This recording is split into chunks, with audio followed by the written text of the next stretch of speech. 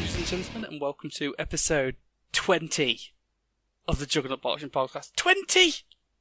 One more it's year. Too old for us now, isn't it? One more year and we're legal in America. States were legal anyway. Well, to drink, I don't. They've got some weird laws, man. We've been drinking for like years here in the UK. I was drinking back when I was a kid. Yeah, they've also got an Oompa Loompa as president. Yeah. Let's leave that, because this episode, for people in the far future land, is the first one in about, 3 months, is it? Yeah. Because the world's gone to shit. Because we had coronavirus, we've still got coronavirus, and now everyone's rioting and pissed off of each other, and Civil World War III is going to break out any minute. And fuck me, don't we all have stuff to do other than talk about bolt action? Wait. Civil World War III. The Civil World Wars are the worst, aren't they? Is that where you shake your opponent's hand before shooting him in the face? The entire world has a civil war with itself. There you go. Where you just walk up to him and go, I say, good chap, this land is mine. And he goes, oh, so sorry. sorry, sir. Sorry. I bequeathed it to you, sire. No, we're not going back to the British Empire. Oh, dear Lord, this land is ours. Isn't that really? Yes, that's my flag. What everyone's arguing outside about, though? The Empire. Yeah. So. Well, the colonies are rioting quite a lot at the minute, aren't they? So. God save the Queen. That's what I say. Yeah. So. This is what happens when you don't have British rule anymore.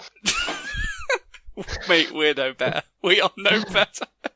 We are a bit better. Can you do have British rule? I mean, we have got the monarch does do everything for us, and by that I mean Dominic Cummings, rather than Her Majesty, because he is really in charge. You mean the Supreme Overlord? Let's be honest here. He's got his own castle. He named it Barnard.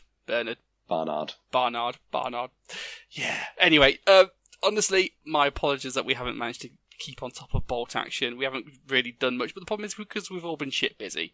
Coronavirus kicked us all in the dick. We've had to look after kids. People have had more kids. Had to remodel his entire fucking floorway. My house has been flooded, and I've spent the last 2 months arguing with insurers. If you're a listener and you work for an insurance company, go fuck yourself. Sorry, that's just the way I feel. No, don't go fuck yourself, but go fuck your company. Yeah, they all work. You know The Incredibles, when Bob Parr works in the insurance company. That's what they're all like. Yeah, that's how it works. And Bob Parr's the one going, fill these forms out and get around here. Well, I need a Bob Parr. Please be my Bob Parr. But, mate, this is how much I've started running. Oh, mate, it's all gone wrong. The Juggernauts have started doing exercise. It's... Yeah, so... And we haven't had a game in, 2.5, 3 months?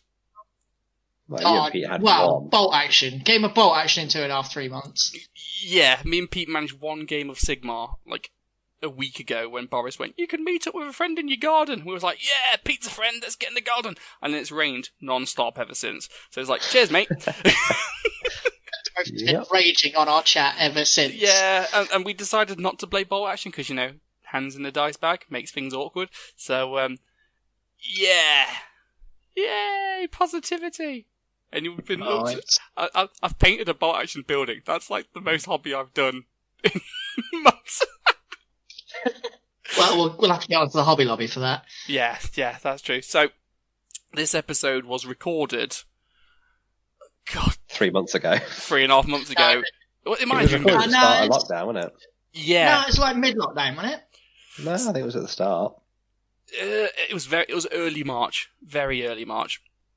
And so we have an interview with the organiser of the WTC, Mr. Dave Nolan, and Mr. Paul Walker. Yep, thank you for saving me. It's not like he's a good friend or anything. Mate, if you're listening, Paul, we've remembered. You're just forgettable, Paul. That's all it is. Yeah, this was originally recorded just when the WTC had been postponed, but before the country went into full lockdown. For context, the world has kind of gone upside down since then, but I think there's still a fair bit of decent stuff to listen to about the future of the WTC, because to be fair, we don't know any more today than we did back when we had it interviewed, so it might as well have been done yesterday. And this, just to warn you, this episode will be called the Dave Nolan Experience, because God, that Irish lover likes the sound of his own voice.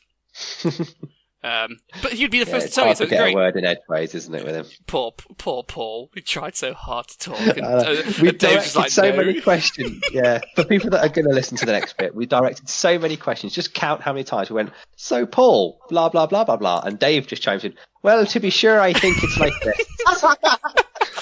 Well, Topher, your guy's got a good podcast, but you need to... Oh, I can't do Irish very well. Dan, No, you can't. It's shocking. I know I can't. And it's nowhere near as entertaining listening to Paul, to Mr. Nolan as it is my column impressions. I mean, that is beautiful. That is beautiful.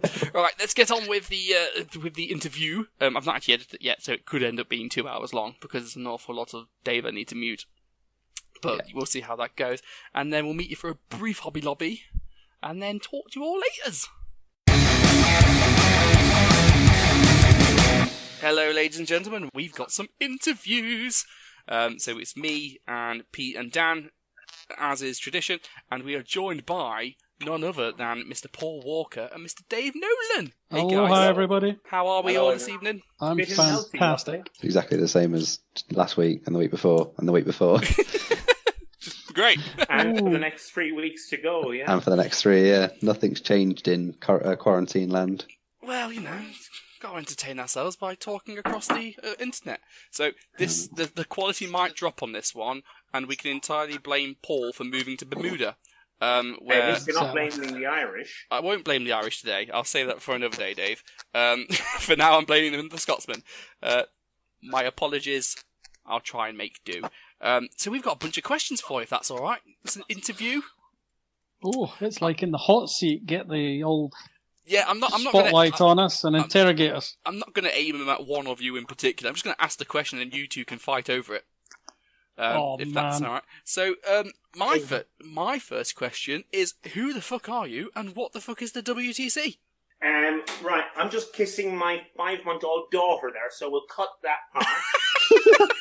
He won't. He definitely won't. Staying in. Oh, and my wife, as they both go to bed. So, yeah.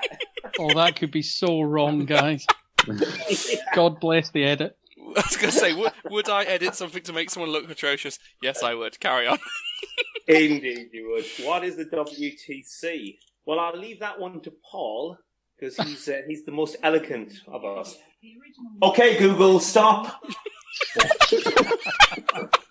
Get out. The WTC, correctly, the Bolt Action World Team Championship, and pretty much what it says on the tin. It's a World Championship for Bolt Action International teams. Is there anything else that needs to be said? Well, yeah, there's quite a lot. I suppose. Might have done Dave wouldn't shut up. Go, Dave. I suppose to rephrase the question is, where did the WTC idea come from? And I don't want to be harping on about another system tonight.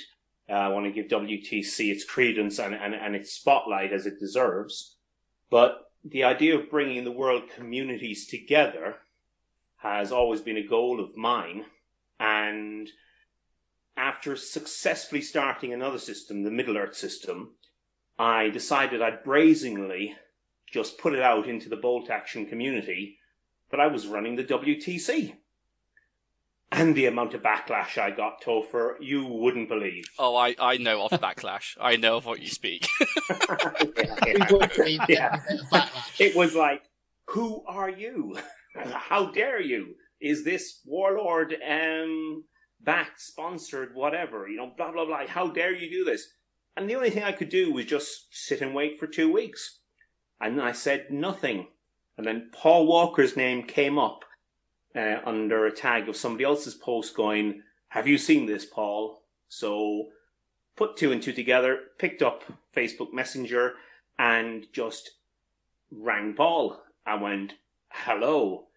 And that Fortunately, I didn't have the sense to ban him from my lists. But anyway. Don't, when you get random people call you, do you not just block them like I do? Well, no, otherwise you and me would never talk, Topher. Well, yeah, but I know you now, unfortunately. So I know when I get when I get Dave's name on my phone, I know I'm about to have an hour of great conversation. He'll say it'll only be 10 minutes, but it will be an hour. Yeah. But Sorry, was I the only one that was stopped by the bit great conversation? Yeah. It's an hour of conversation. I mean, I was a little stumped on the 10 minutes going to an hour. That's 10 minutes, 2 hours, isn't it? Mate, you try having a chat with Dave on a Sunday afternoon. It'll go on. It's great. It's just surprising you don't record it. But therein was the birth of the WTC, because Paul gave me his side of the story, which was he was trying to, with a number of people, get a World Team Championship or work in tandem with the present ETC system, etc. And he said, well, how did you set this about, Dave? And I said, well, I just said I'm bloody well building it. And if they don't want to fucking come, they don't come. And he went, we never thought of that. I mean, I think in some of these things, you kind of just got to go and do it, haven't you? There's so much like you can just sit there and wait forever, going, "Oh, what about this? What about this?" You know what? Just fucking do it, and then go from there. I approve of that. It was definitely the best idea. I'd been trying for a while to get an international competition of sorts, basically going through the ETC, and it was never coming off and never coming off. I mean, there was a few other people in the UK who had been asked as well, and it was just when Dave turned up and went, let's just do it. And I thought, well, why have I been wasting my time trying to keep everybody happy when we could just do it and stuff it? You see, that's your problem, Juggernaut 101 here, you've got to take from us. Don't care about other people's feelings. Oh, that's exactly the conversation myself and Paul had. He said, well, what if the English don't like it? I was like, fuck them. Let's run it without them. Well, and luckily you're here. Fuck you too, put Dave. No, but seriously, we both realised that you couldn't work on the concerns, the stresses, the wording, the negativity of others. My plan was 4 people in a team. There's 60-odd million people in this country, or UK, Scotland, Wales, and England. I'm bound to find 4 people from each of those sectors. And the same with Germany, Italy, France, Poland, and the list goes on. So we're on to you. So we had the first one last year, which I know we covered. So let's not go into too much details, or we're retreading ground. So shall we go straight into the elephant in the room? Well, no. Let's go into last year's elephant, okay. Because something Paul really never got a chance to state. You were right. 99.99% of the stuff. We know we were right. You don't need to say that. Yeah, that's why we said it. I'm facing it as a sandwich. This is the nice part. The other nice part is I like you, Topher. Now, the negativity in the centre is... What about me and Pete? Did we just get left out of that statement? That is the negative. You two are you're the jam filling of the me and Dave sandwich. Fair to say Dave has no taste, but Hey, I'm drinking Scottish Bells at the moment. You're right, yeah, I have no... Anyway, so... getting back to the main thing was that we knew, though, there were faults, but we felt that if we could approach everyone as fairly as possible and try and get the scenery there, which unfortunately we slipped up on with DPD postage there, the package got returned to Paul afterwards. But that's beside the point. We tried our best to try and get things running, and I maybe took too much on myself, but Paul, Craig did a fantastic job. Everyone seemed happy, and for a first one off, I think it was a raging success with the knowledge that we had to make improvements from that point on. Yeah, I mean, I definitely enjoyed it the first year. I think it was, all things considered, quite a success. I mean, we all signed up for next year, so... I think one of the things that perhaps comes through is that both Dave and I are pretty sincere about what we do, and we're not really doing it for, other than a bit of self-importance, I guess. We're not really doing it for our own gain. We're really doing it for the good of the community. Yes. Hopefully that comes through anyway. Well, I mean, on that note, the whole idea of bringing people together, seeing multiple countries, I mean, before the whole event started, because I was only familiar partially with the English bolt action scene, a little bit of Scottish maybe. I had no idea about anybody else. I was going into that first tournament thinking, I really don't know who's going to win, but local knowledge, possibly the Juggernauts have a very good standing. And when the Spanish came up to get first prize, I was just over the moon. The fact that it had opened everyone in the bolt action community's eyes. And wow, that was just amazing. These long pauses make me feel awkward. Anyway, but they've all left. That's good because I do edit it. Don't worry about it. So all I'm going to say through all the thing is, this is Paul and these long awkward pauses. Right then, can I go back to my elephant in the room now? Yeah, go on then. Come on then. Worldwide pandemic, coronavirus, COVID-19. We mentioned it last episode. This year's WC was supposed to be held next weekend. Obviously, I think it's pretty much illegal now for us to all get on a plane and go to Ireland, drink and roll dice. So how are you guys? Are your family safe? You all good? Well, I know that Paul is safe because he's always out with his dog, but I've never heard anything about his wife. Oh wow! Oh, you've left it open to those juggernauts there, mate. You buggered off to Bermuda and left me here with the Juggernaut. You come back. No, this is going from bad to worse. We're all good, but I will put this out because we're talking about the elephant in the room. Thanks for the consideration towards our families and stuff. But Paul and myself have had moments of stress because we're on a very, very onshore ground, like everybody else is, about what the future of the next couple of days, let alone the next couple of weeks or the next couple of months, i.e. regarding the actual event. The event will go ahead, but we literally have zero answers at this moment in time that could give anyone a confirmation of when it's going to go ahead or X, Y, and Z. It's just definitely not next weekend. Well, after reading some of the captain's messages when I said I was going to postpone it, and they went, wait a few more weeks. Yeah, you're right, it's not happening next weekend. So I shouldn't start walking to the port and swimming across to Ireland. Well, you can. Bolt action army on my back. So what's happening? I'm assuming then you're sitting there raring to go with a boatload of terrain all loaded up and just kind of waiting to actually find out what you can do with it. Well, I think that's the second elephant in the room because the amount of terrain that we have and stuff all ready to go and all sorted out has just been a constant discussion between both myself, Paul, and Craig. Paul and Craig were kind enough to take some of the scenery up to Scotland and start banging on getting it painted and getting it sorted.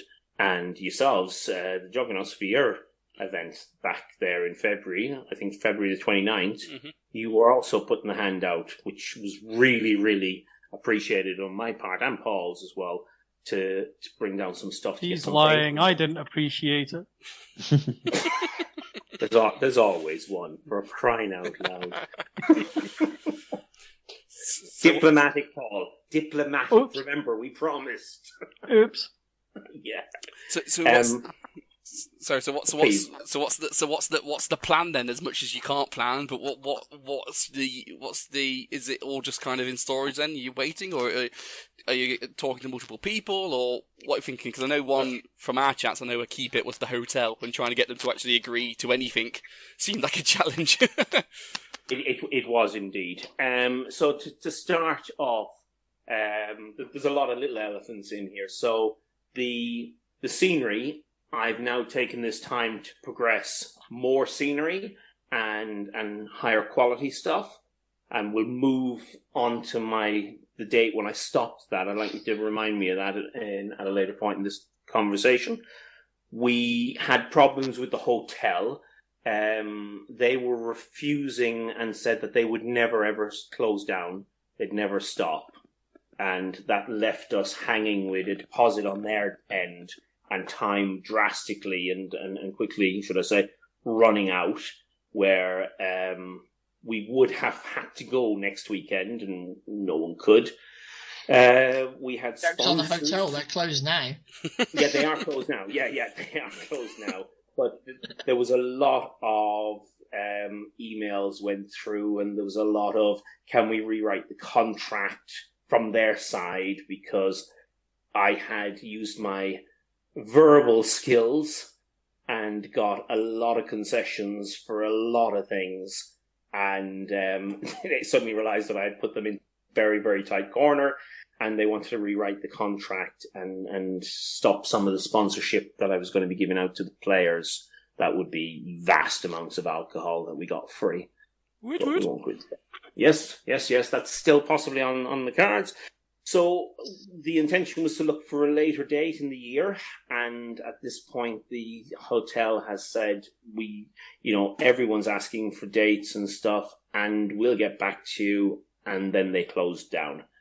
So that was a situation that left me in limbo.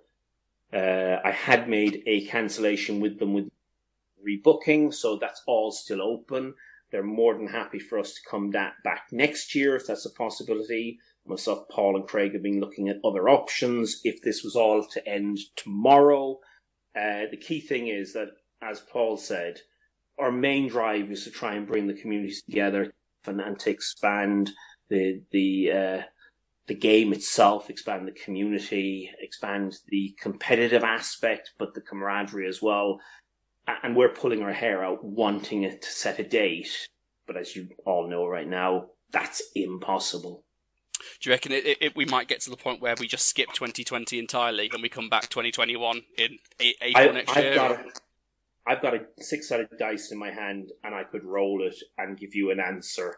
And tomorrow I could roll it again, and the answer would be different. It's really a case of, okay, I suppose what I have to marry up here is, one, the world decides it's opening the doors for everyone, because that's the key thing. Every country in the world, in my opinion, needs free travel, no restrictions as such, before I could, hand on heart, run this event.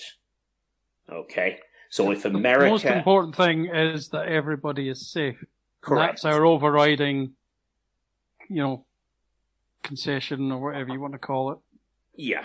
So, an example, let's take Germany. Every other country but Germany decides to relax their borders and say, look, you can have groups of 200 plus, that's all fine.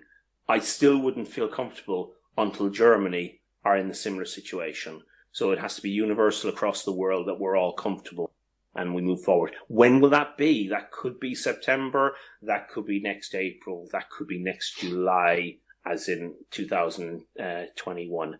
So that's the main reason myself and Paul are actually quite stressed, because we're keen to give answers but have no answers to give, because there's no one out there to answer our questions. Yeah, from, at least from our perspective, I can't speak for any other countries, but as the English team, because a lot of people are asking, well, what about our fees to get in, and what about this, what about that, and the thing is kind of, the entire world's fucked up, innit? So yeah, you can only do what you can do, can't you, really? And if the worst that happens to us is that we lost €80 of entry fee, well, in the grand scheme of things, we're still breathing. We're still that's not going to happen. That's not going to happen. That €80 per person, per country, per team, etc. That's all going to give dividends at a point, and that's without a doubt a promise from me, because the money that was sent as the entrance ticket fee has been used to make scenery, to get gaming mats, to put in provisions.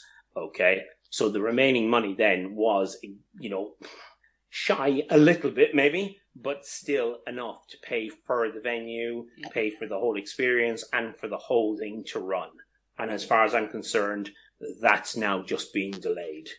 The concerns myself and Paul have had is that if we could run it, we'll say, in November, could other countries get tokens from their flights or their transportation and move it to then? What are the hurdles that people will possibly incur? For instance, Russia, America, the two furthest countries in play at this moment in time, the cost for them, whether they managed to get refunds, whether they got their flights, tokens so they can use it next year, etc. So when we come up with a date, that date needs to be in conjunction with all the teams that they're able to and comfortable to do that.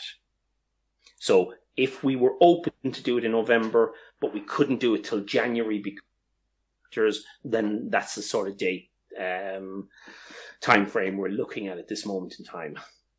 So I've got a question for you then. So at what point during this year do you say, right, that's it, that's the last point that we can feasibly have enough time to plan it out and carry it out this year? So I imagine that it probably takes a month, maybe two, to plan everything out. At what point do you say this year, now we'll just can it? Well, the actual everything is in place. The only thing that would have to be ironed out is the logistics regarding the teams. The scenery is all in place. The tables are all in place. Generally, the sponsorship is all in place. The hotel is in place. All of these sort of things are literally in place. The only thing that would prolong that time frame would be the teams. And I can't move towards asking the teams at this moment in time, I believe, until we have a set date when the world is reopened. Yeah. And hence that's why myself and Paul are literally pulling our hair out. It doesn't sound like when I'm on here and I'm joking and laughing, but it's been a long couple of months worrying about how we keep people happy, safe, happy, and give them a light at the end of the tunnel, of a date for them to look forward to. I mean, okay. You've got our full support, because the last thing, at least I'd want you to do, is to say, right, we're going to do it in September, cool, get it all in place, and then September rolls around and we're still stuck here in lockdown, and then we have to move it again. So, for all, exactly. If this is just the way it has to be, I'm on board. I mean, I suppose in 3 weeks' time, I and myself, Paul, in the two different countries we're in, Bermuda and here, and my contacts with all the captains throughout the rest of the world, in 3 weeks' time, I'll have a greater idea of where we're going in the next month or two after that, or whether we're still on a standstill, lockdown, major restrictions in place. And that's something else. Myself and Paul have been contacting the captains just to keep in touch. Some captains have got a phone call going, "Oh, it's Dave," and it's just really just what are we talking about? Yeah. Decline. You don't even have to do that, mate. It's blocked already. I'll just put an auto forward on for Pete. Pete needs a friend. Yeah. But it's just generally, I want to make sure that the captains know that myself and Paul are still thinking of them. And that's myself and Matt as well regarding the Middle Earth guys. So, I've got 140, 150 odd people or so that I need to keep in touch with them through their captains, so they at least know that there is a bit of a light at the end of the tunnel, but I haven't just disappeared. And as I joked with Topher the other day, I'm not really going very far with the amount of money because I'm in lockdown. Yeah. Oh no, he's going to get away with it. He's still in his house. He's moved from his living room to his kitchen. There you go. But he has changed his 2-bedroom detached now to a 5-bedroom with a garage. Hang on, Dan. How much did Topher charge you for the ticket? Hey, don't bring me into it. Don't bring me into it. No, I mean, on a humorous note aside from all of this, we're saving a sugar load of money because we're not really going anywhere and travelling and Z, and that's positive for everyone in the country and the world. But yeah, myself and Paul, do you want to lend in a hand here, because I've talked enough about not knowing what I don't know. You were doing such a good job. One of the things as well that weighs on our minds is the fact that not everybody will have as much disposable income as they did beforehand. In spite of what Dave just said, there are some folk that don't have jobs now, for example. So we need to be a bit mindful of that. Not that we can do much about it, but we are aware of it, and that might make things difficult for such times as we are able to get started, you know. I guess the biggest change will be potential team changes between now and whenever it happens. Yeah. Especially when we've already submitted lists, it does create quite the complication of how we're going to go forward. Yeah. Well, we'll talk about the lists in a minute, but I'd still like to pick up on Paul's point. Again, that's another one of the factors that I need to take into account when I start throwing dates out to people is to, one, do they have disposable income to be able to pay for the added costs of flights, etc.? Did they get their refunds back, etc.? Has that refund now been spent because they need to live, etc.? And so is it prudent then to possibly look at further on down the line, i.e. into 2021, and look for an appropriate date that settles it for everyone? I could just say, look, we're doing it in 2020, all sorted, don't worry about it. But if this ends, God, I really hope it does, but if this ends within the next month, we then have, 6+ months left in this year, and there could be a possibility. So I'm just leaving it open there at the moment. Sorry. Well, because I think for the bolt action side already, we had about, was it 14 or 16 teams signed up? How many teams of those, let's say we could organise it for September, how many of those teams would have to drop before you say, fine, we'll postpone it until next year? I would actually be, hand on heart, in this situation you're asking me, I prefer to say if one team dropped, we'll leave it till next year. Right. Because I don't think it's fair that anyone gets penalised. Yeah. But then that's something, if the team drops because they have valid reasons and they'd have to drop it anyway and wouldn't be able to come back at a later point, then it's something. Well, it's something we haven't actually discussed this particular point between us yet. So it's a good point to bring up, and it gives us something to think about. Well, yes. I guess, Paul, that if players drop, as long as teams could replace those players, that would be acceptable, wouldn't it? Yeah, of course. Oh, yes. Well, the key thing is I've never, my whole process when I started this 3-4 years ago was that I never locked the players into a team because I didn't want 3-4 months down the line a team to be kiboshed because they had locked a player in. Players are only locked in the minute they register in the morning. The army lists are locked in, a month or so beforehand. Yeah. So if you want to get rid of your captain and change him, by all means. Obviously. In fact, we would encourage it, to be honest. But you'd have to go through your country's rep. Hi! Yeah. We've had a whip round, we've decided. What happens if one or the other can't happen? So obviously there's two systems being ran. There's Middle Earth for the Lord of the Rings guys, and then there's Bolt Action for the proper gamers. What happens if the Bolt Action side gets cancelled, or if the Middle Earth teams drop out and that has to be postponed? Is it a case of all for one and one for all? I'm very flexible, and I'm not trying to be evasive when I answer this by saying I'll cross that bridge when it comes to it. But it's an event. It's an event of two systems that I brought together for ease for me to run both of them at the same time and not lose brownie points for being disappeared in a different country for 2 weeks. But if it comes to that, it is something that we would look at. There's nothing stopping us from isolating both systems except the costs.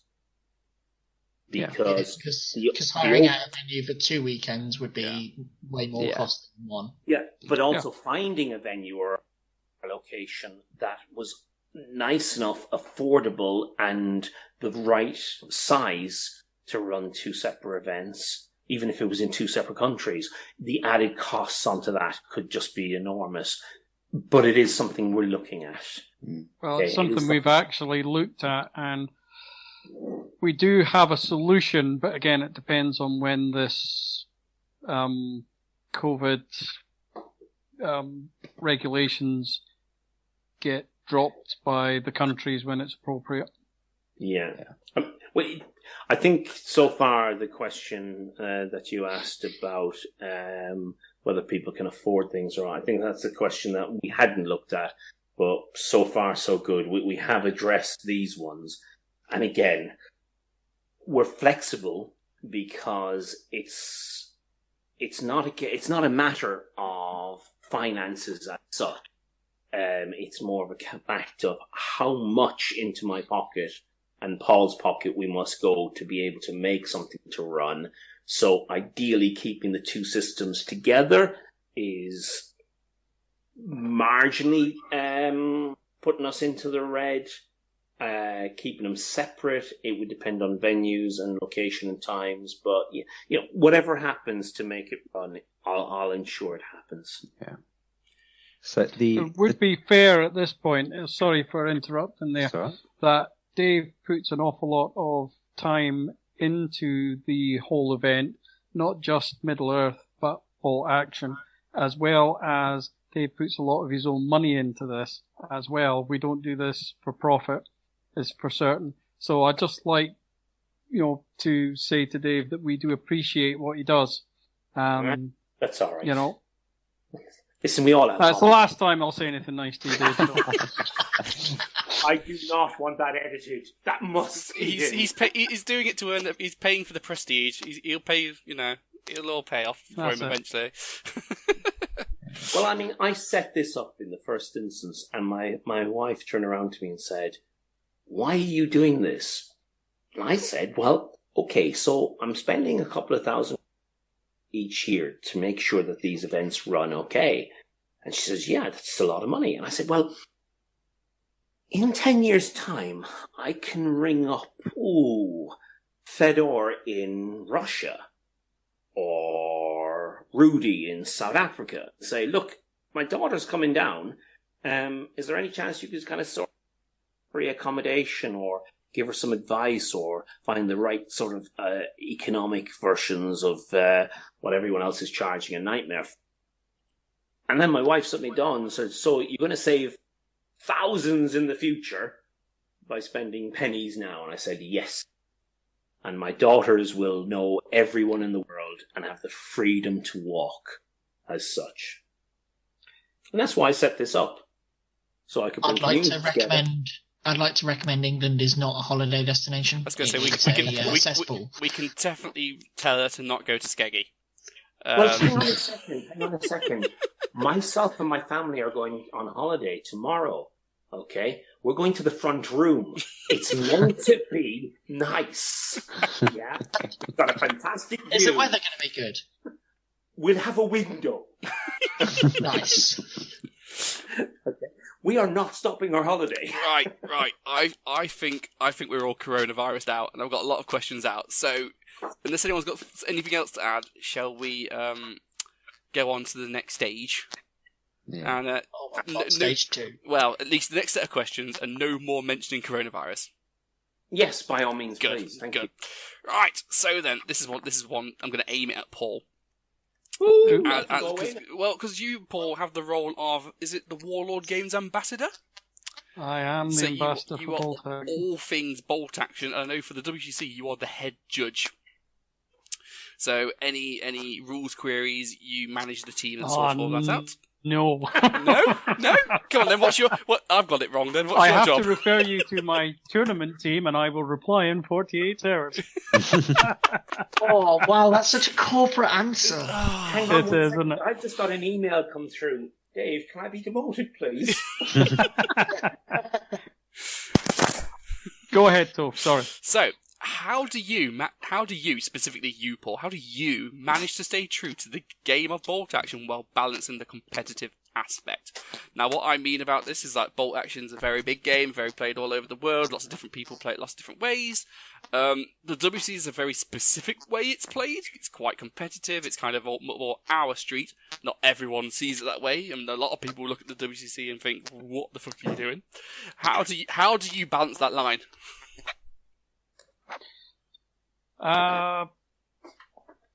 Not quite sure of your question, so I'll interpret your question as I don't have a problem with the way we play Bolt Action at the WTC or anywhere else. Bolt Action is one of those games, and there are many others, I'm sure, which you can play any way you like, and as long as you have a grown-up and gentlemanly attitude, there's something in it for everybody. And that's what I like about it. I don't see a problem with people playing competitively the same way as I don't see people playing in a more fun way or whatever. Does that answer the question? I guess if you're turning up to a WTC, being a competitive gamer isn't the biggest problem you're going to have with your opponent, is it? No, but there's still some of the guys do turn up at WTC and have fun and aren't there to necessarily, they don't think they're going to win it, and they still have fun. And there's many competitive events in Bolt Action that are similar to that, whereas you turn up, you know there's going to be a lot of competitive people at the competition, but you get the two guys and this is their first competition and everybody has a great time. And that's the whole thing with Bolt Action that I feel, and that's what I love about Bolt Action. If I may, Of course. I basically set up this whole system to allow people, and I'm going to use a comment that came from a very, very good friend of mine high up in Games Workshop. He said, we love the idea of this because the top players can go away, they can flex their muscles against the other top players in the world, and they can come back de-stressed. And it gives them the opportunity to play like they want to play without feeling that they're getting tiny daggers in their backs every tournament they go to, and accusations of, oh, you're not playing this. Believe it or not, when I first set this up and then we brought it into Bolt Action, I think the look on Paul's face and Craig's face when they knew that everybody was playing extremely competitively, but there was never any issues. The relaxed approach from the Bolt Action community at the WTC was amazing. And, you know, I'd like to give them a round of applause, but if I do, I'll drop my iPad on the floor and that's my conversation. But it was just literally, it was an eye-opener that Bolt Action could be enjoyed at every level.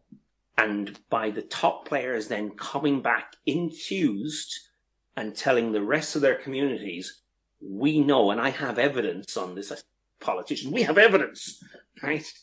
We are great, we have big play. That those competitive players enthuse new players to come in and then aspire to get onto the England team in time to actually represent their country at a game that they love. Okay, let's go to one then. So, how do you manage the differences between all of the different countries' play styles? So, let's say I know a famous ruling. So, one of the questions that came up was different countries have a different interpretation how lances worked, say, for the Poles. So one country thought that the lance just gave the whole unit one additional attack, where other countries thought, no, it's one additional attack per model. How difficult is it to manage that kind of error in translation? Is that what you call it? Would you call it lost in translation between the different community groups? For us, it appears to be fairly straightforward, to be honest. We run the competition in English and using the English rule book simply because the rule book was originally written in English, and that is the book we use to interpret. All the competitors know we use the English version. There are always going to be the odd things which come up where people misinterpret, but as the judges, we're there to put them right and tell them what the interpretation is for this particular competition. When we do get a query in, we put it to the refereeing team. The refereeing team then considers it, usually for up to 48 hours, as people heard me joke just a minute ago, and then we will come up with our answer, and that will be the definitive answer for the tournament, and all the judging team knows that ruling. Do you ever want to like skip the 48 hours and just go, oh, for fuck's sake? No, that's on when they multiple, come to me, believe it or not. it's usually Dave goes, really, what the fuck are they talking about? And it's like, we'll just consider this, put it to the team, and that's the way we deal with it. Meanwhile, in that 48 hours, the players that are like, oh my god, I need it ruled this way for my army, are shitting themselves. I want to just publicly apologise to all the captains, because I asked the question of what's the ruling of blocking stuff coming on from reserves. Not because I wanted to do it, my fault. That was Pete wanted a ruling just to refer to. So I was like, can you block people coming on from reserves? And my god, did that not start a fucking flame war? Excuse me, now I'm gonna hands up, right, before we carry on, I'm gonna hands up. I asked about this because it is possible, and I don't want it done to me. I want it ruled out immediately. Yeah. And Topher, everybody believes that. Poor Craig and poor Paul were kind of going, how are we answering this? And I went, hang on, I wrote something down, and they both went, yeah, that looks good. That looks good. It's Dave's fault. Yeah. Basically, I knew that to answer that question, I had to bend a part of the rules, but not break them, to allow someone to try and block a section, but by doing that, they then had to leave an avenue. Yeah, have to leave an avenue to get an army on. Exactly, because under no circumstance in a game should you be able to prevent someone from bringing their army on, unless it's a rule that specifically says they must stay off longer, or if they don't come on a dice roll, etc., etc. But player action to prevent another unit legitimately coming on. I just had to find a solution. Paul, Craig, they went, yeah, that's fine. And we ran with it. And it answered, but yet that's the beauty about rules. They're written by people who make mistakes and played by people who escalate those mistakes to their own advantage quite happily, which is great about not thinking of anybody in particular around here. Hey, excuse me. Oh, sorry, did I say that out loud again? Yeah. But the beauty of it is that last year, and I can definitely speak about Middle-earth. Paul may be able to jump on and add regarding bolt action. But last year, there was 8 rules queries that came up that had not ever been answered by, in this case, Games Workshop. We sent those back, and they came out the next couple of months as an errata. Okay? And so competitive play helps develop the game and make things clearer. And that's it's like having a bunch of super high on the game rules testers that are just playing over and over and over again. It's great. Exactly. Oh yeah, apart from the English team.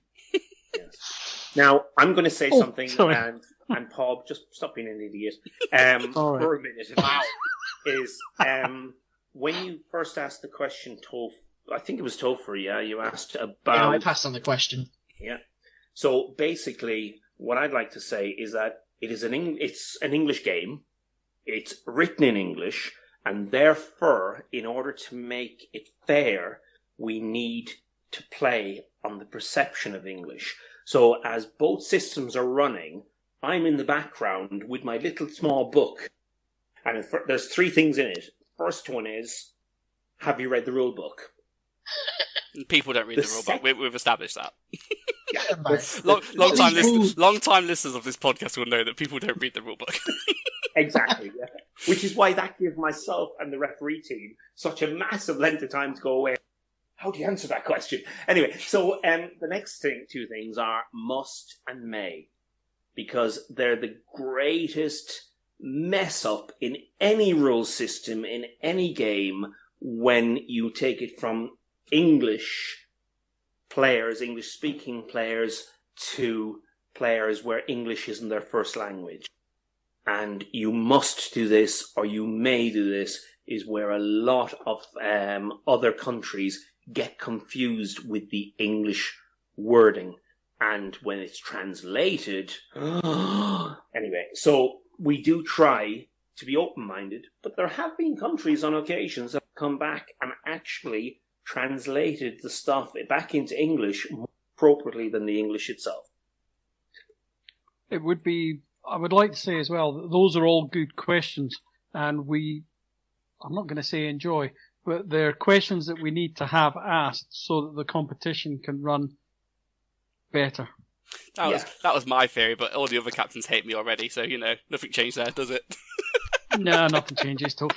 No, but hang on, the captains don't know you, and you didn't trance your way to the top, and your team last year got on brilliantly, not only helped out the officers myself, but helped out, assisted, and had a great reputation with every other team. So stop bloody knocking yourself, mate. I'm tired of it. Anyway, but I'm English. Stop it, it's Topher. what we do. It's a self-deprecation podcast. It was my fault in the first place, because all the questions we've been told to root through captains, and I went, all right, well, I need this answered because somebody will pull it somewhere, let's be honest. And it'll be Dan. I ain't got enough models. That's exactly what the whole event is about. It's coming to an event, coming across things that you didn't know that you could do with your... Oh, wow, that's a fantastic army list makeup. I can see the synergies there and how it works in different scenarios. And taking that back to your community and going, this is what I saw. This is what happened. This was great. Let's practice on this. So these questions then help players across the world on every occasion. Yeah. I mean, the other thing that happened I would like to think happened partly through WTC, is you now see many more foreign players coming to these shores to take part in competitions, or they did before that thing we're not allowed to mention. I mean, that was you're not allowed to mention. We know exactly what happened. And that was one of the successes that I would like to think was partly due to the WTC. Yes, and I'm aware that there is a lot of, or prior to what's been happening recently, there had been a lot of movement and communication between different countries as well, in both systems. And it's something that, I suppose in a sense, without getting soppy, it's that the fact that I've been a part of getting people together and building games that I love. Most of the time they're coming together in opposition to Dave, but it still works. Yeah, but at least they're talking. True. Well, I've never known a competition to be as friendly and everyone to get on as much as the competitors at the Bolt Action WTC last year. Any event that you go to apart from that is always full of little groups and their own little cliques and stuff. But there, it was just everyone's there to have fun. Everyone's there to play hard games, and as soon as the dice are down, let's go and have a beer and get to know each other. It was great. Yeah, there was definitely an aspect of what goes on at WTC stays at WTC going on. I was going to say it's borderline homoerotic at times. Well, I'm saying nothing. That's how you get good in the TOs, man. You have to go shag them up. Excuse me, I'm the event coordinator. Oh, sorry. Yeah, anyway, moving on. It's fine. With his little acorn, you wouldn't feel anything, Dave. Hey, let's not talk about the night before when Dave spent the night in our room with a bottle of whiskey. And a kebab. Favourites. Don't forget the kebab. Okay. Yeah, anyway, moving on. So and he still didn't win. Well, oh my God. So, let's go on to the future then. I know we can't say the big C, so take this with a grain of salt. What big plans have you got for the future? Assuming that Massive. At some point the world comes together and we get on with it. So what plans? Where's it going to be next? Any changes you're going to make? The world stopped, mate. Have you not? I'll let Dave handle this. There's a lot going on behind the scenes, chaps. Right, yeah. I mean, there has been loads of stuff, and stuff that I'm unable to talk about here. Not because I don't want to share it, it's because I've been requested by at least one or two companies not to talk publicly about anything that's potentially going to be planned, because they don't want to find themselves, their reputations are so great and so high, they don't want to find themselves on a podcast like this promising the world and unfortunately not being able to provide. So, but there's big stuff happening. This is not ending. This is definitely moving forward, and it's only because of the support of all the captains, all the players, and most importantly the representatives as well, that we're growing. Now, what does that growth mean? That growth means the fact that each year we're going to learn more and more stuff. So getting feedback from teams, getting feedback from individuals and captains is very, very important for us. Even if that feedback is, this was the worst event we've ever been to, then I've got to, when I get up out of my duvet for 4 or 6 weeks crying, then put my head up and start being a bit more sensible about life. Stop these plans of ripping a person's head apart. I'll then sit down with Paul and we'll go, what happened? Why did it go wrong? Or that went well. Now what can we improve on? So since the last event, I have taken a step back as the TO for both events. I've become the event coordinator, and more along the line of diplomatic officer. So I keep arguments between one country and another in a month. And every time that Paul and Craig for Bolt Action make a decision, I then come in and go, I don't know how this country would do that. I know how that country. Let's perhaps relook at that a little. And then Paul and Craig go, and then they put their heads down and they come back with something else. And I go, yeah. We normally go, stuff it. We're doing it anyway. Yeah, not. And, I mean, let's be honest, it's how do we stop those bloody English winning anything? Well, just send them to a tournament, apparently. Well, yeah, pretty much, yeah. Yeah, it's not wrong. And the other thing is I've taken on scenery, so I've literally revamped everything. We've made a whole set of bolt action tables with time, a lot of effort. 3D printers are on the 24/7, and I'd like to add a little mention back, unfortunately, to COVID-19 is I put a stop to the 3D printer. And I put a post out to all of the captains and the representatives and basically said, look, there's a lot of stuff going on. I've got surplus PLA that has been bought for by the players, etc. Can I have the AOK in a sense? Does anyone start making face shields for NHS staff, frontline staff, care staff, paramedics, etc.?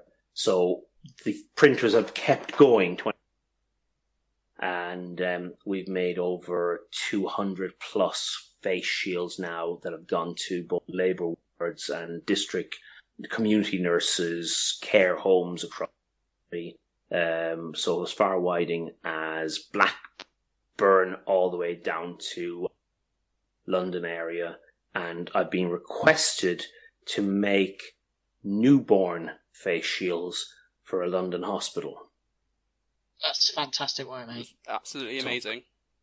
But that's only from the WTC and the ETC team saying yes, by all means. Okay. So I've been making loads of scenery as well. But luckily all the has been made, and the tables will be challenging, interesting, and yeah. I think you guys saw some of the tables we brought down to the event. Myself and Paul was running, should I say? The league. Yeah, I remember. Yeah. We played on some of them at the Home Nations, didn't we? There's some good stuff there. Yeah. Well, we've progressed on that, and we've escalated, and We've got some seriously good files from some Kickstarters, and we've also got some sponsorship from a Canadian and German designer. And we've been, there's a ton of stuff yet to be printed that'll cover for the next 5 to 10 years and give us potentially at least 1 or 2 different table each year on top of what we've already got. So. Loads. Yeah, and that's all the hard work with it, because we've always found that terrain, it's an utter slog, but once it's done, you're done. Oh yes, myself, Paul, we spent a weekend, and Craig came down from Scotland, and he spent a weekend, and we just kind of went through and beautifully 3D printed stuff stores so brilliantly in these underbed sort of plastic 40-litre boxes. So we've got something like 20 to 27 of those, all filled with all forms of scenery. We got some sponsorship from Amira on their hills. And, flocking 96 hills is interesting in the kitchen. Have they got tufts? Well, I put some glue on them, so they're a bit hard. Yeah, Pete. For flock's sake. I just want to ask, does a face mask give light or soft or hard cover for when we're playing on terrain tables made of face masks next year? Does it block line of sight as well? Well, that's funny, because if you use a certain laminate, you can't see jack shite. If you use a different laminate, you've got plus, because it actually, makes things look bigger. Whoa, it's like whoa. So what you're saying is you've got dense terrain, you've got terrain you can see through. We're all good. It all depends on who you're playing against, but yeah, there's plenty of dense terrain out there. One of them gives you heavy cover, the other gives your squad the sniper rule. Yeah, I'm just waiting for some company to come out with face masks on their models. Right, I'm out of questions. Pete, Dan, I've been hogging. So, anything you guys want to ask? Well, myself and Paul, we've loads of questions. Well, you see, you've done this helpful thing of already covering off a lot of what I wanted to ask. I mean, we had the possibility from one of our Juggernauts for running like a B team league, but that's just a bit of a laugh. I mean, while we've got you, Paul, what is going on, or what was going on, or what is the final results of the British Bolt Action League? I won. Well, I kind of got whipped out of the country We'll get back rather to quickly. hours. It'll need a bit more than 48 hours. When I do come back, we will be restarting the British Bolt Action League. Ooh, that'd be cool. And keeping that going. If somebody else did take it up in the meantime, I don't think I would be terribly put out. I would much prefer the thing to be going on than not. But to try and get it working while I wasn't in the country was proving to be too much of a... And it was a fantastic idea. And then just real life got in the way a lot of the time. And poor Paul then got lumped literally by racing around the country trying to get things. Yeah, I think it needs a definite more concerted effort, more focus, and potentially in the hands of myself and Paul are extremely dedicated, and I think it's fantastic. But I've now taken on so many other bigger projects worldwide that I'm struggling to find the time, and I know Paul was also struggling to find the time, and Paul travels so much up and down the country just to see people, let alone to go to events, let alone to cover his Warlord presence, and then also to do the league. So, but it's something that definitely needs to be sat down and looked at. Is that an official plea for the Juggers to take up the hosting reins? There you go, Dan, you just volunteered. It wasn't. But, no, I would like to see that. From the events that we did do, I thought I was pleased with the way they went and how accepting, how people got on, how much fun they were. We seem to have more fun at BBL events for some odd reason than a lot of other events I go to, so that was quite a good It's because we were there, Paul, that's why. Yeah, It's you 'cause believe as that, soon mate?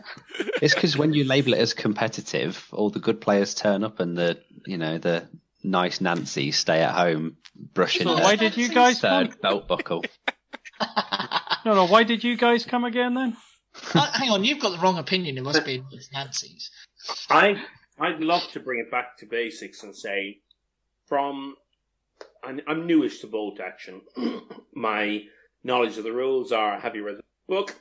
And I love the game. But there are other games that I also love, and so are even spread thin between it. But what I do like is I like the fact that bolt action, Middle Earth, and other systems can have multiple places on the ladder, and at no point is any rung on the ladder more important than the rung above or below. Hey, second place equals first loser. Just ask Dan. So I always feel that you need to have your beer and pretzels game. You need to have your friends. Let's have a little tiny tournament amongst 3 of us or 4 of us or something. You need to have your clubs. You need to have your club nights. You need to have your little club tournaments and competitions. And then you need to have something bigger and bigger and bigger. And you need to have all of that, and everyone needs to find their own comfortable slot, and whether they want to progress up into bigger stuff or they want to stay and just look, I just want to do a beer and pretzels game. I'm not fussed about the meta. I'm not fussed about this. But you need people at the top pushing the meta, changing the meta, meeting other communities and reventing the meta after those meetings. For the game to have a long life, sustainability, and growth. Well, that was deep. But something Toph's never heard before.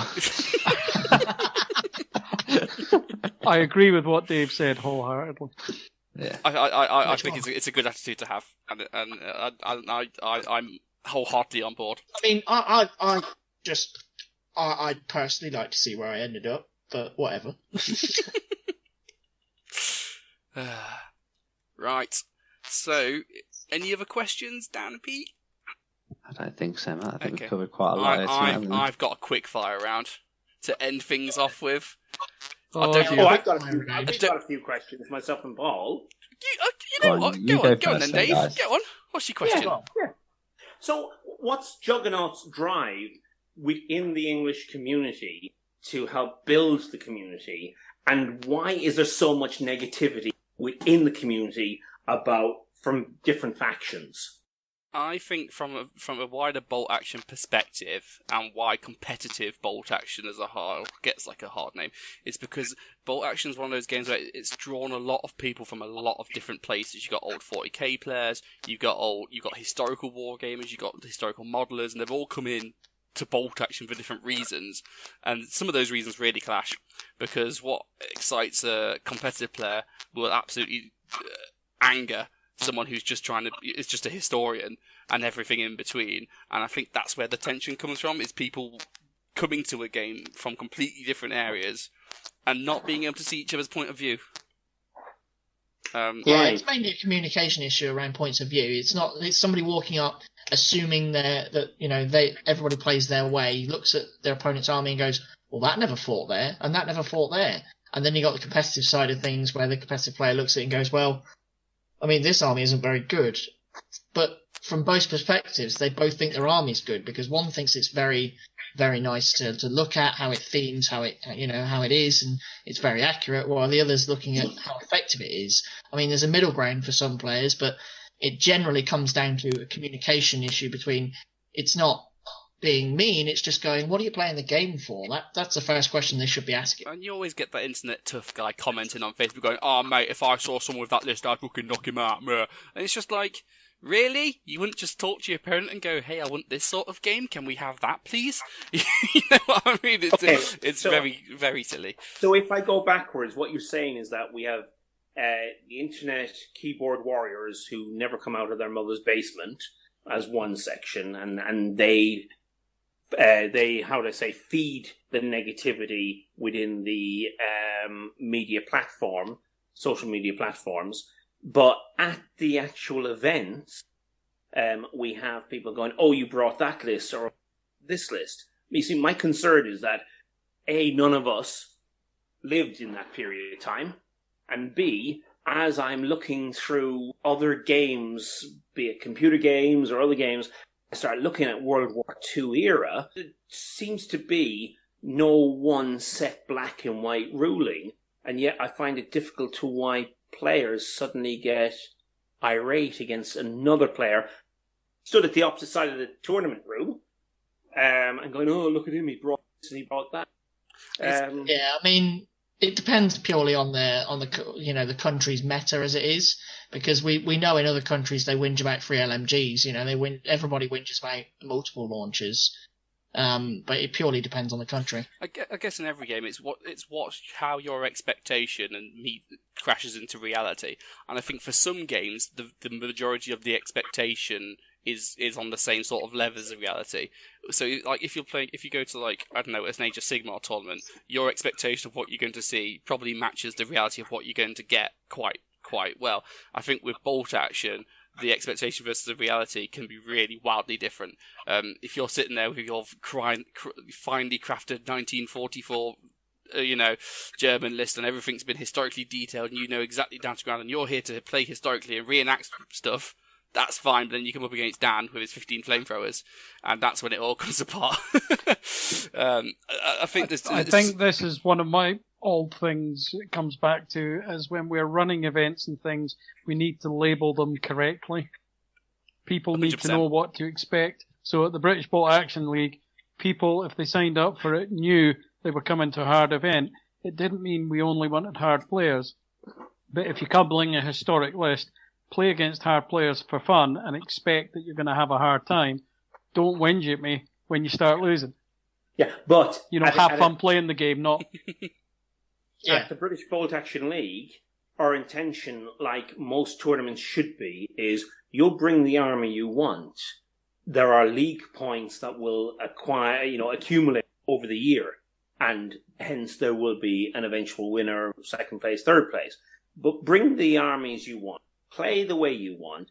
If you're very unlucky, you'll get positioned against somebody else on table 1, game 1.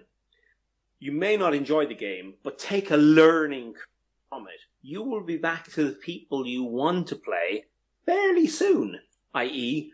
game 2, game 3, and you'll stay at a level that you want to play. You'll move up or down, but you'll find your place in the tournament. And all BBLA or BBL, oh my God, tournaments need to be that, and people need to be open-minded that the competitive players, by game 2, game 3, they're vying. But if you've come just to have a laugh, and you're quite happy mid-low table, bottom table, whatever, play against like-minded people, you'll have a laugh. But at the same time, you'll get learning through every game, and you'll take that away and improve your game at the level and at the speed you want to. Which is why the WTC only invites 4 people per team, and maximum of 2 teams per country presently, and boom. So there's only 8 people out of a couple of million people, and they know why they're there. And I think that's why the atmosphere is so good and so high. If you run an event and start putting on so many restrictions, I find it opens up those people who like to spend their hobby time working out army lists, and they will come up with lists that break your meta, break your restrictions without breaking the rules, and will just trundle through, because there's so many aspects to this hobby, be it the collecting, be it the historical, be it the painting and modelling, be it the beer and pretzel game, be it the club mates, or be it on the top tier at the WTC. You find what fits for you, and you'll be welcome at all stages. If you want to be a better player anyway, you learn far more from losing a game than you do from winning. Indeed. People just need to love each other, man. People just need to stop the hatred and just get on with each other and just love rolling dice with your fellow man, dude. Burn the hippie. That's just what we need, man. We need some love in this world, but love within a space of 2 meter range from each other at all times. We need social distancing love. That's what we need. My next question is cheese. I don't understand the term cheese, and please don't get me. I know what people mean by it. I just don't understand the term cheese. If someone wants to bring... There isn't cheese. Doesn't exist. 12 Katusas, let them bring 6 or 12 Katusas. Let them bring whatever their list allows them. It gives me a learning. But at the same time, if you're going to play a beer and pretzel game, and you give your mate a call up and say, look, I've got a new Soviet list, I'd like to give it a try out. And if you're going to bring X number of land mattress, Katusas, etc., whatever, then a little pre-warning. If you just bring in a generic list, you'll have a beer and pretzels game. Over time, your friend will never turn up if you bring what they class as a list. But cheese surely is you bringing a tournament list that you hope will beat the meta, or you hope will be marginally more successful at the scenario. Nah, cheese doesn't exist. We've said it before. Dan states it very well. It doesn't exist. Cheese is just the thing you don't want to play. Yeah. If you have a range of 10 lists in front of you, the lists that are good and nice are the ones you do want to play because you reckon you got a good chance of beating them, or you reckon you'll cakewalk them. And the cheese lists are the ones where you go, I don't like the look of that because it might beat me, or I can't beat it, or it looks like it's too gone in one way. And you'll never work out what cheese is because no one can even agree on what cheese is. It's really silly. I think it's fairly simple, and I agree with you guys. There's no such thing as cheese. It's either legal or it isn't. Full stop. Yeah. I mean, the only cheese that exists is extra mature. Red Leicester's quite nice. Brie's pretty good. Camembert. Still Camembert. Yeah. Yes, indeed. So why did you create and name yourself the Juggernaut? That's our club name, man. It's because someone drew a logo once. Someone drew a logo with the 40k Juggernaut. We all met in Games Workshop Leicester back in the olden days when 40k was fun, and Games Workshop back then had a really big store, and it had like 5 or 6 tables in the back of it. So every Wednesday we'd plodder down, and that's how we all became friends and all that. And one day Games Workshop decided to like quarter the size of their shop because it was too big apparently for one man to manage. So they reduced it down to one table in the back, and then kicked all 2 tables, and then kicked all the club guys out and went, well, you ain't coming here anymore. So then we kind of had to form a club out of necessity, really. So we set up a Facebook group and was like, what do we call it? And I was like, no one knew. And I was collecting World Eaters at the time. And I just went, all right then, Juggernauts. I'll put something better in later. And I never did. It's stuck. Here we are today. Yeah. So the transition from Games Workshop games, 40k in this respect, I can see the similarity, big gun, action guns. It's ironic, really, because when we played at Games Workshop, we exclusively played Games Workshop games because we play at a Games Workshop. The moment they kicked us out, we went and started playing at a local university student, student organisation. There's an official word. Sabres. Yeah, the Leicester Sabres Club, and suddenly, we don't have to play Games Workshop games anymore. We broadened our horizons, and that's when I found Bolt Action. Started playing Warmer Hordes. We were playing board games. We tried all sorts. Yeah, and then Bolt Action X-Wing. Juggernaut Smurf came up when went, this Bolt Action thing's pretty cool. Topher, play it with me.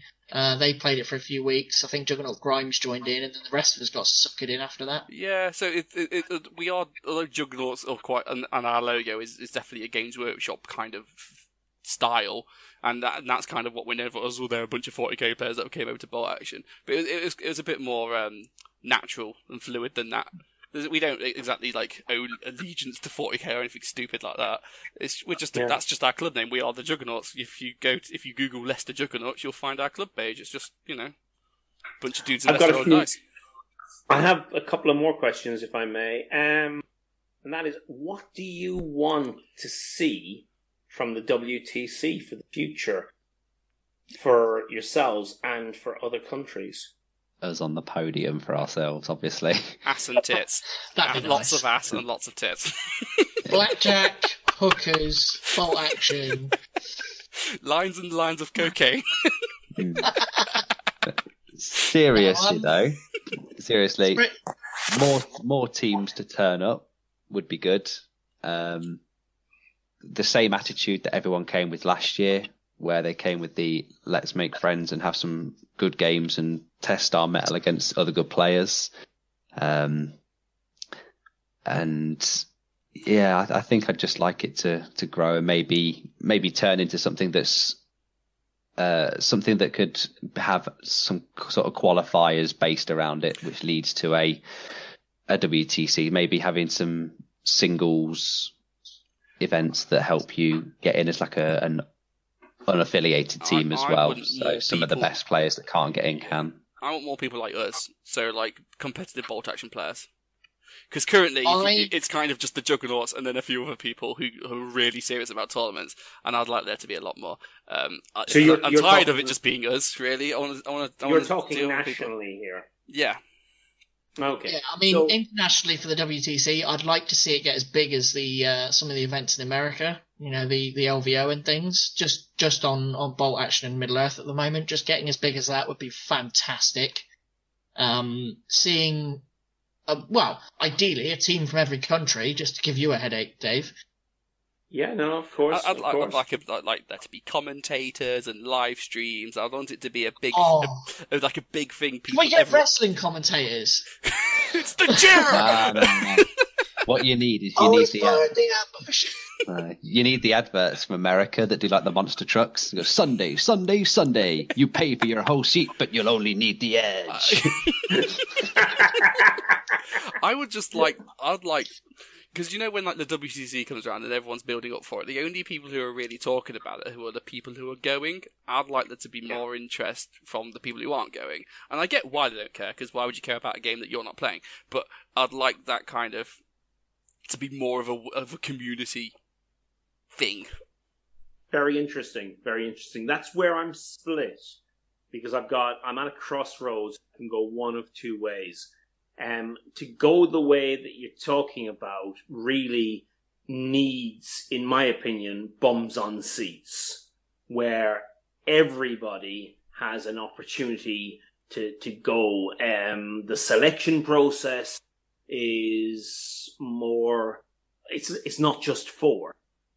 Suddenly you have 16, 20 people all vying to go, and there needs to be a reason for that. The other thing is moving it to one team per country, increasing the countries, and possibly looking at a big reason. Now, I spoke to Topher privately, and I won't go into this too much, but Topher's going to shake his head right now and agree, aren't you, sir? Yeah, I'm going to shake my head. But, that's brilliant. So, my next question has got to be, Paul, have you a question? Yeah. Why are the Juggernauts letting you hijack their podcast? I'm going to call this episode the Dave Nolan Appreciation episode, and I hope Paul that you understand that that's not a slight on you. That's a major slight on Dave.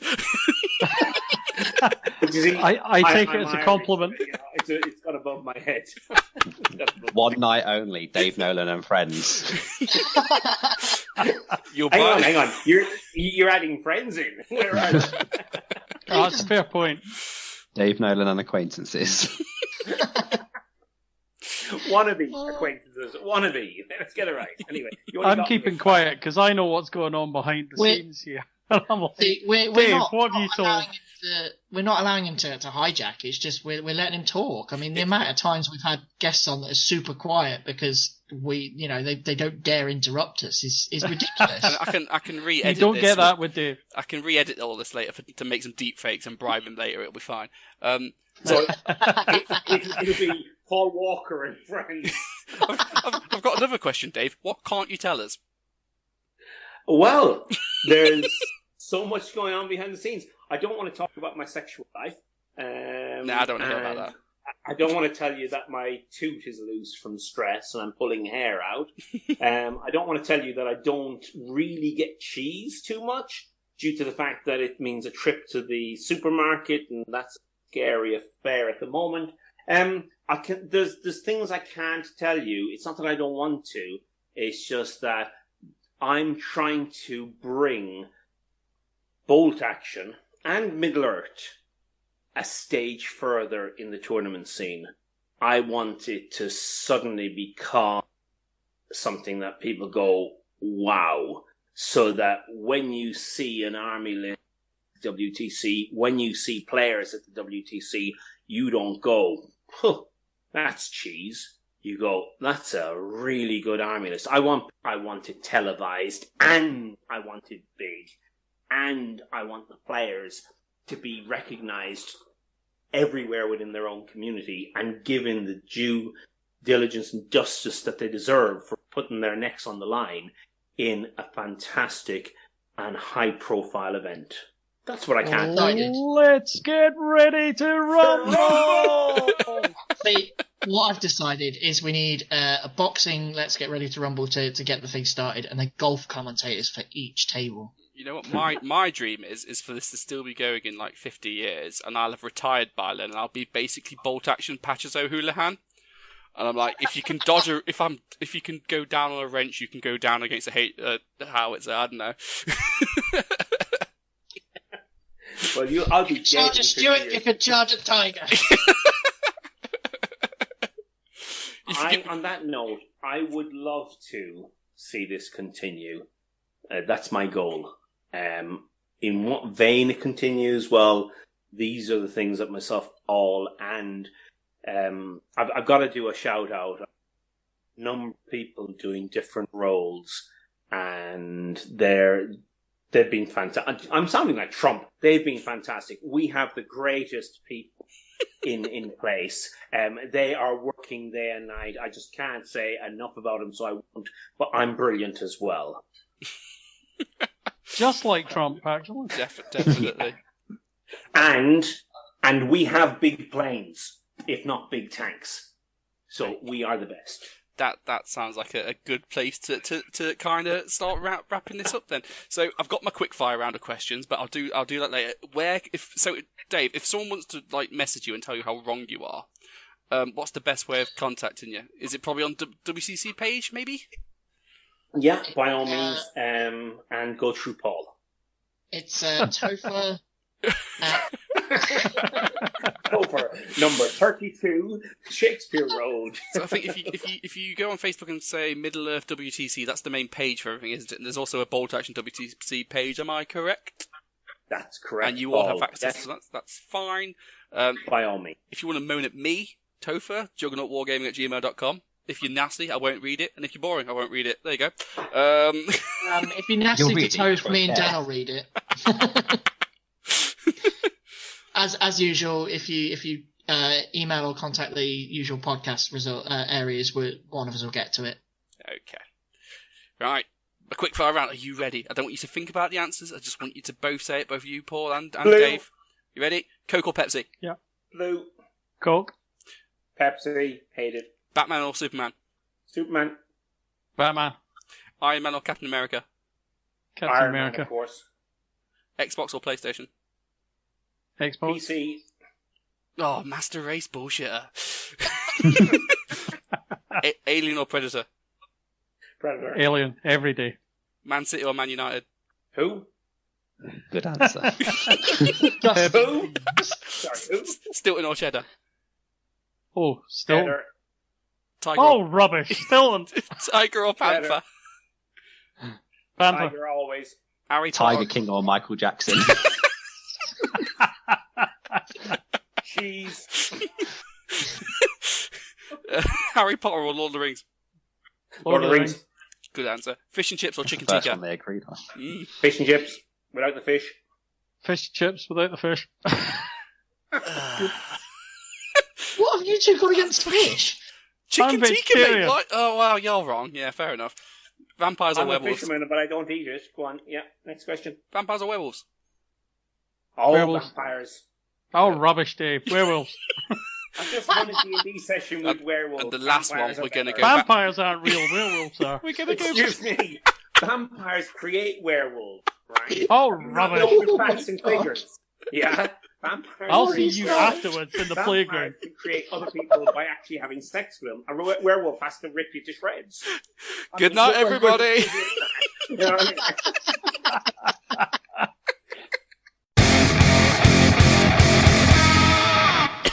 Welcome to Mr. the Corona edition. Boris, you need to get back into your house. My name is... But I'm going to Durham, Boris. Goodbye. But my eyesight's poor. I need to check that I can drive. Fuck the NHS.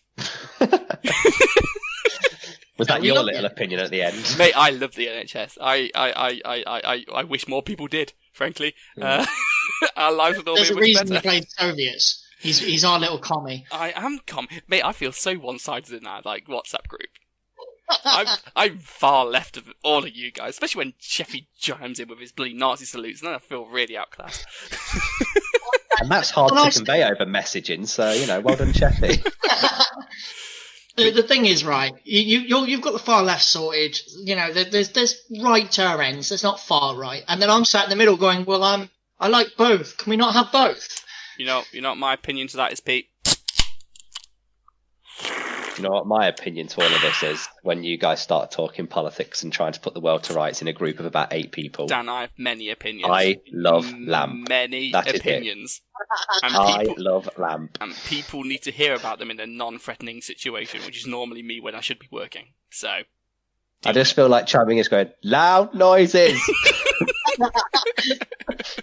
Or having a flag waving it around going, I'm helping. Yeah. Come on, please try and make this some semblance of an episode, because it's an utter farce. It's an utter farce. Hobby? I mean, I said in the intro that I painted one building, and that's basically all I've done for all of lockdown. So what happened at the start of lockdown is everybody got optimistic, and they were like, yeah, I'm home all day. I can paint everything. And then, we realised we're home all day in front of computers, in front of other distractions at home. And, well, I've got some stuff painted, but it wasn't what I pledged. I mean, my initial 2 or 3 weeks of lockdown were fucking amazing. I got painted so much stuff that's not bolt action. And then my house flooded, and I just went... I now have, some sort of psychological withdrawal from just liquids. I'm that terrified, so I can't even look at, I can't even pour water out of my tap anymore without freaking out. So how are you supposed to paint? I actually made my pledge, but I feel cheating because I did it today. Which is, 3 months late. So, although I've done it, I genuinely don't think I have done it. It doesn't count. Pete, if you not even watched your pledge... Where's my notebook? That's a better question. Fuck's sake. Dan? Do you want to save I've us? got no idea what my pledge was, mate. I've got no idea. We're all good. Pete's the gatekeeper here. He has to tell us what we did or didn't Right, do. I have to do a Jeep and a weapon team. I've done a Jeep. I didn't get the weapon team done, but I've done several other men. You shouldn't have had people over in just lockdown, Pete. stuff. That's not allowed. Pete, if you did one colour on that weapons team every 5th day, you still should have finished it. I just didn't want to paint a fucking weapons team. I mean, I I understand got that. into it and was there I painted the rest of my Age of Sigmar stuff. Yeah, I know bolt action listeners won't care, but I painted the rest of it. I'm quite happy that I've got it all done. But now I'm just there I can't be arsed painting another big thing. So I've been painting little infantrymen. Toph, you had to paint a building and a food dog. Oh, I painted a building, I didn't paint a food dog.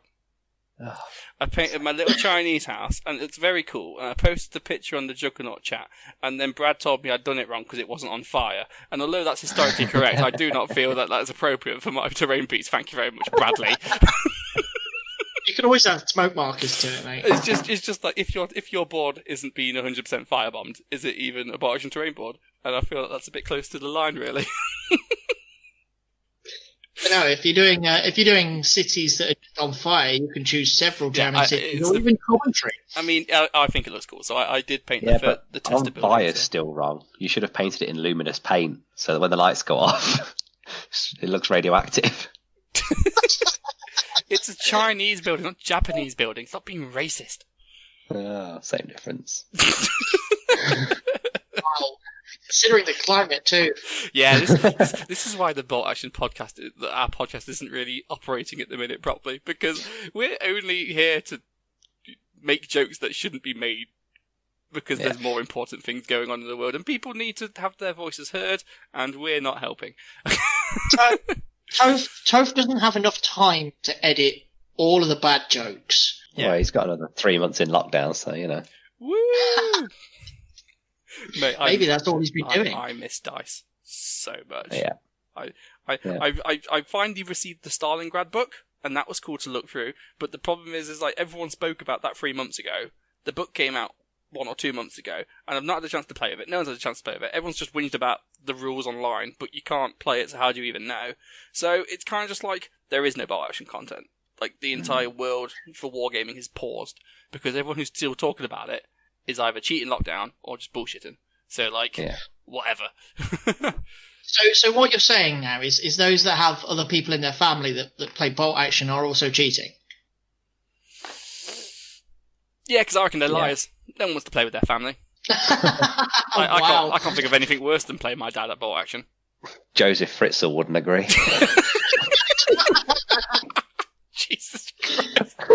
Hey, I'll have you know, Joseph Fritzl was apparently a fammy guy. Well, yeah, he was. I should be like, I need to go around Pete's to roll dice because I need to check my eyesight's still working. You know. So. If I renamed my house to Pete's Castle, would it be allowed? Yeah, that's fine. I'd approve. Right, Dan. Topher does like to mount your parapet, doesn't he? Wee, right up that tower. Yeah. Right. Oh, go on, what was mine, Pete?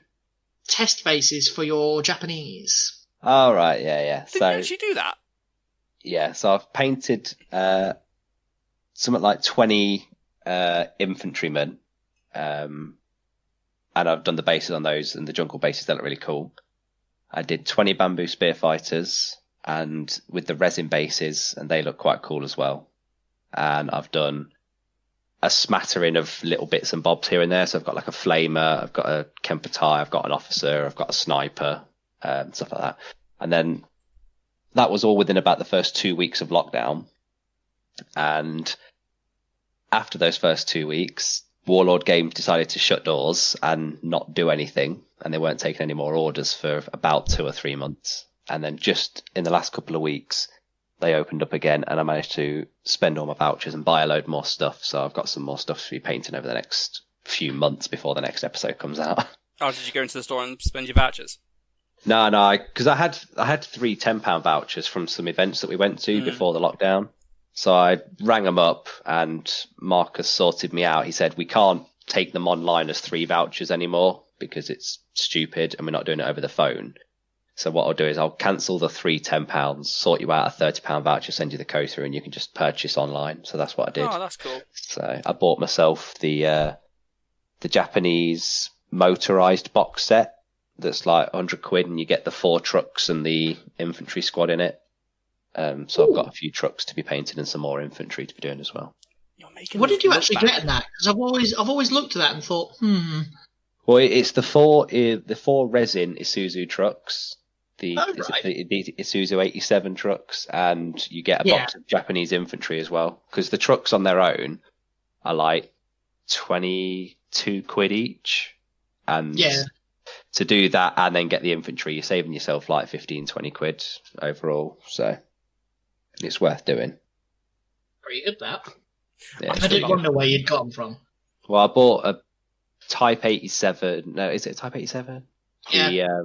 The double machine gun tank off of eBay from some guy who 3D prints, and it's a really good print as well. Because I showed you guys the list, and that tow truck for the Soviet heavy artilleries and stuff is really cool. There's some cool vehicles on there. If anyone wants to know, I'll try and find a link for you and share it on the page for this guy because it's really cool. And then I use my nectar points to buy myself a hero. I use my nectar points to buy myself a hero. Hero. Hero. That's the one with And the then heavy house in it. Yeah. Yeah, I've always looked at the Horo and thought, that'd be lovely, and then I'll just end up using a Kaishin Hoto instead.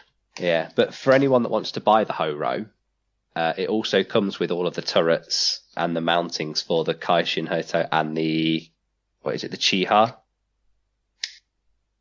as well. So you can use it as all 3 tanks in one. Obviously, if you magnetize it.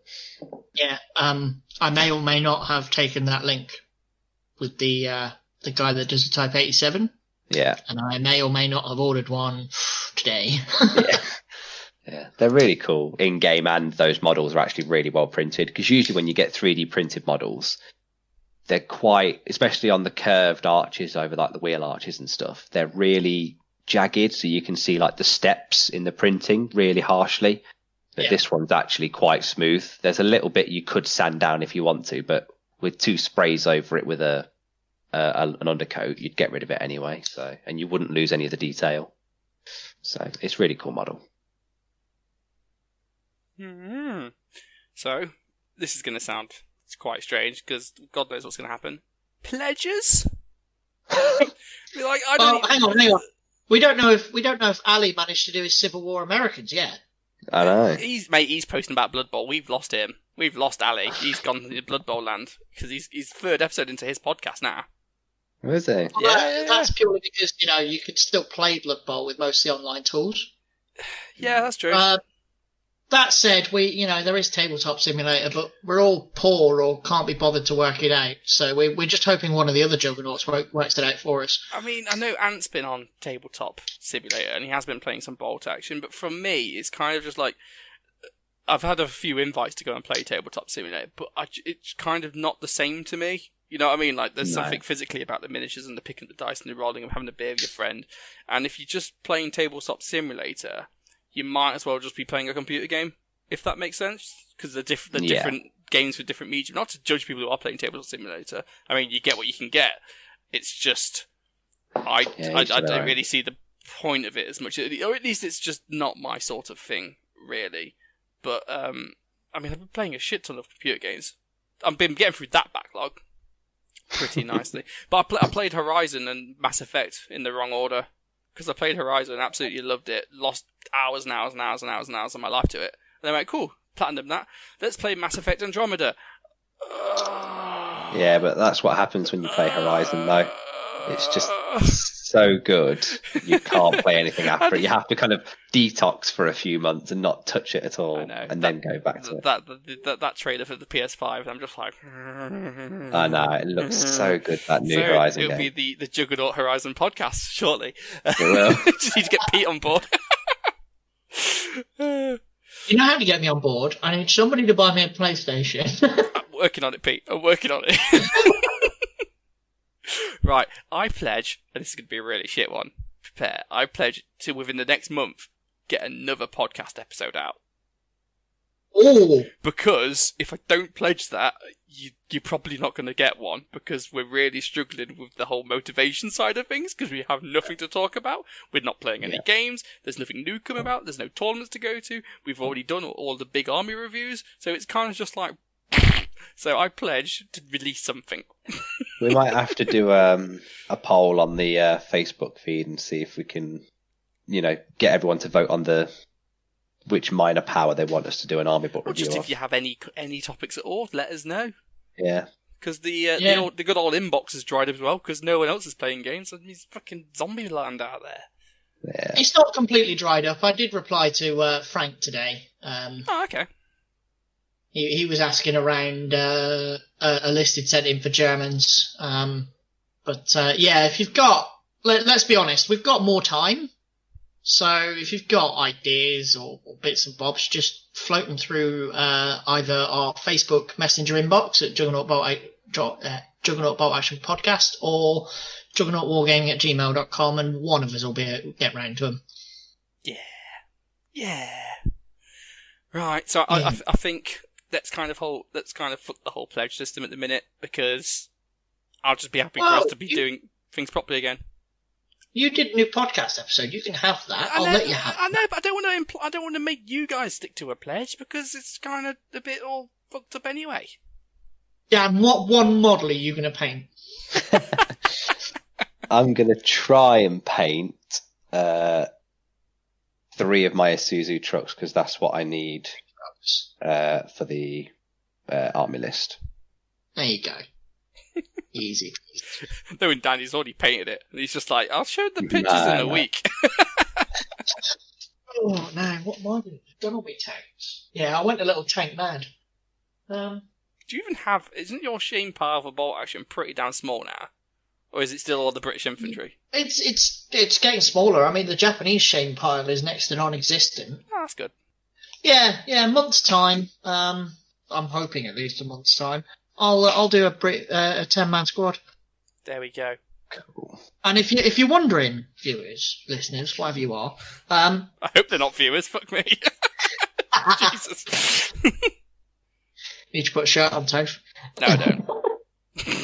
If you're wondering why pledge-wise that Dan's got 3 trucks, it's quite a lot. Toph's got a new podcast episode, and I've got a 10-man unit. I live on my own. Toph and Dan all have families that they have to entertain, and I only have to entertain myself. So, he does a lot. Giggity goo. Yeah. I've made great headway in a lot of games. Quite enjoyed Battlefleet Gothic Armada 2. That was fun. Yeah. So yeah, we had a Blood Bowl thing at the start of the lockdown, didn't we? But that only lasted a few weeks. Everyone got bored of that quickly. I mean, it might have almost been long enough that we can get back into that, to be fair. Yeah. Yeah. It's been about 2.5 months now, isn't it? Yeah. Cool. I'm going to set a listener challenge. Jesus Christ. What? Yeah.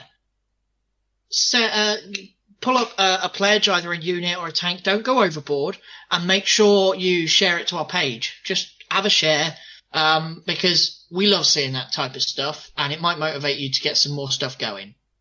Yeah. Well, we need stuff to motivate us as well. Yeah. Right. I've got an episode to go and edit together, stitch out, and release. So, any final points? I hope everyone's staying safe out there, whichever side of the civil war you're currently on. Please stay safe. Please don't kill people. This isn't a civil war. This is minor unrest. Don't take a knee to the neck. Oh, wow. Just don't put your knees on necks. Yeah, just don't murder people, please. Please. So what Toph's actually trying to say, I'll say it in a manner more suited, is be respectful to people, to everybody you know, regardless of what they are, who they are, and let's just all get through this COVID stuff, because we all hate it, we know. Eat the rich. Loud noises. Dan loves loud. Bye, everybody.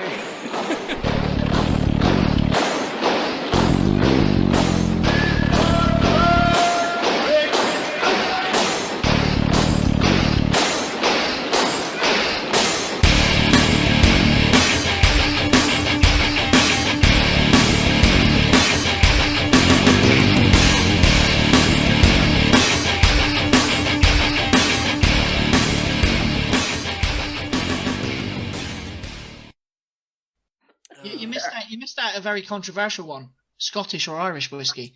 Irish. End of story. Moving on. I wouldn't have even said whiskey. I would have just said Scottish or Irish. Irish. I'm not even going to pander to that. There's no competition.